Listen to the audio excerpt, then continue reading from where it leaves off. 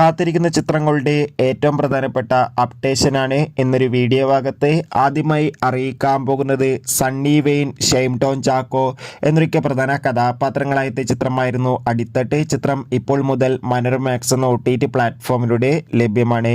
വിനായകൻ, സുരാജ് എന്നൊക്കെ പ്രധാന കഥാപാത്രങ്ങളായ ചിത്രമായിരുന്നു തെക്ക് വടക്ക്.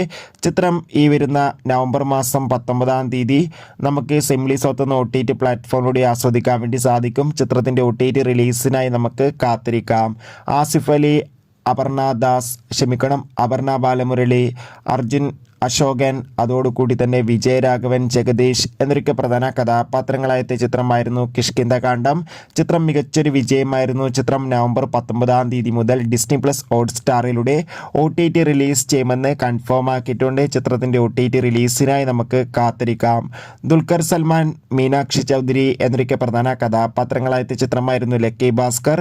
ചിത്രത്തിന് മികച്ചൊരു വിജയം തന്നെയായിരുന്നു ഇപ്പോൾ വന്നുകൊണ്ടിരിക്കുന്നത്. ഇപ്പോൾ കിട്ടുന്ന അപ്ഡേഷൻ പ്രകാരം ചിത്രം നവംബർ 30-ാം തീയതി നെറ്റ്ഫ്ലിക്സിലൂടെ OTT റിലീസ് ചെയ്യുമെന്നാണ് റിപ്പോർട്ടുകൾ സൂചിപ്പിക്കുന്നത്.